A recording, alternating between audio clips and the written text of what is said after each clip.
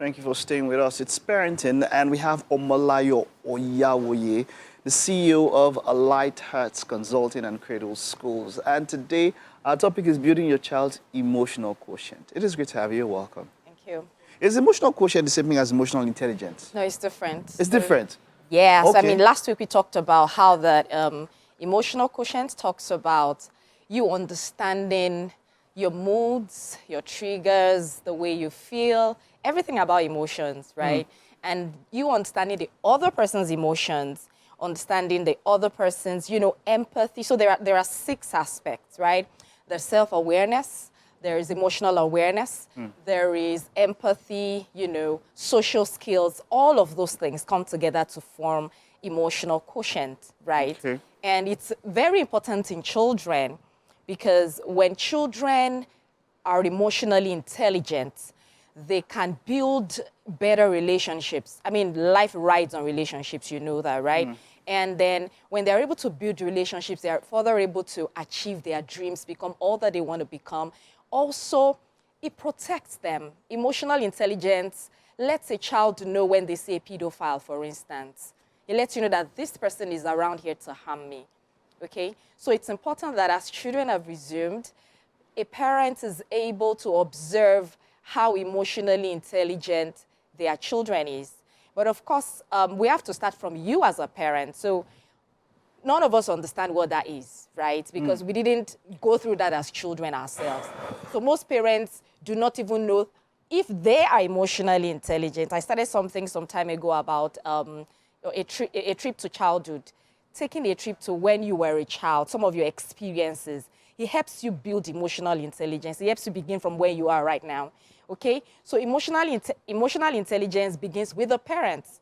When you are emotionally intelligent, you can better raise a child that is emotionally intelligent. Based on the way a lot of parents now were raised, Yeah. what do you think a number of them are emotionally intelligent? No. What percent? That's now the That's challenge. what I'm saying. Because we were raised, our emotions were not a part of Yeah. the discussion when we were being raised. So I said that For those of time us who are that millennials and, of course, the next baby boomers and all of that, emotion was not there. Parents pouring so much into a child's academic performance, spiritual development, and every other thing, but they neglect the mind, the seed of the emotion, right?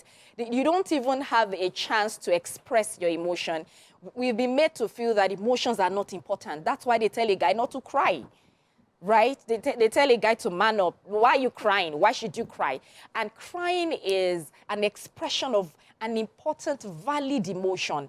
Everybody should be able to express their emotion through tears, right? So we didn't have that. And that's why I encourage people to take, my clients, I tell them to take an EQ test. There's an EQ test, right? Like you have an IQ test that shows you what level you're at your emotional quotient. Okay? I didn't use the only time when I cry now when they beat me. So how do there are times. Sometimes I wish I could cry. It's not like I wish I could cry. I mean, crying is not the only way you can express they your come out, emotion. no matter how the thing pain reach. I know, right? Crying is not the only way you can express your emotions. But what's most important is that whatever you go through, whatever you feel, and it could be a positive or a negative emotion, however way it is, there should be a way to express it. Emotions that are never meant to be suppressed. Now, with parents who might have this kind of deficiency when it comes to teaching it, since they don't actually even know what it entails to be emotionally intelligent, is there any way traditionally schools can come in? Is it possible that a child can learn emotional intelligence in school? So, I mean, something I'm advocating for, we should have a course in school, primary, secondary school, that deals with EQ, right? Okay. I know Montessori has something like that. In Montessori, they talk about personal, there's a word for it. It's just how you develop yourself personally, all right?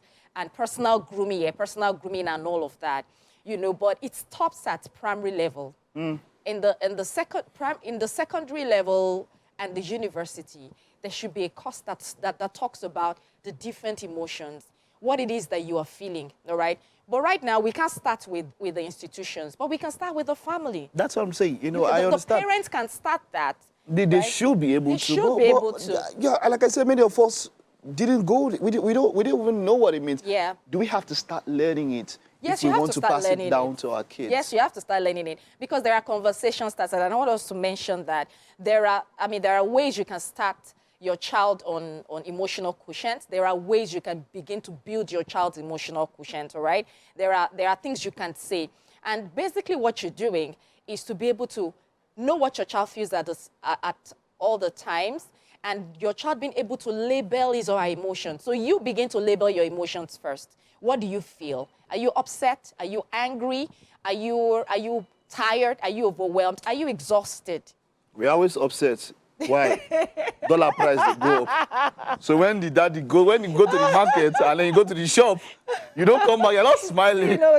So, See, the real deal is that when you're upset, right, about, okay, for instance, the economy, there is more that is upsetting you much more than the economy. The first thing is you're thinking about your family. It's not about the money, really, right? You're thinking about your family. Maybe you have bills to pay. Maybe your child is sick or you have rent to pay or something. There's something deeper. So every time you have an emotion, you want to check what is it that is wrong with me? And that's why a therapist comes in, right? Especially when it becomes overwhelming and you can handle it. You know, the therapist will ask you questions that will let you find the real deal. So many times we tackle the symptoms, we don't tackle the cause. how am I sure that this therapist knows what they are doing first of all? How am I sure that they are not a quack? I'm a therapist, right? Yeah. So, I mean, there's so many things you need to find out. I would always say that get a therapist that someone is referring you to so that they can tell you, okay, this person's success stories and all of that. But trust me, when you need a therapist and you get a good one, you would find a difference, all right? You find a difference in your life because they will help you deal with the real issues that you're going through. And when the cause is dealt with, the symptoms they're going to disappear. Wonderful. I wish I had more time so that we can Yeah. start. But just the very basics for a parent, if you want to start being emotionally intelligent or you want to start to develop the emotional quotient of your child, what are the most basic things? Just very few words. Ask about what they feel all of the time. How do you feel? Label their feelings. Yes, label your feelings. How are you today? How do you feel? Talk to me about it. It's a basic way you could start. Thank you very much. You're welcome. Many people love what you're saying, and well done. Thank you. All right.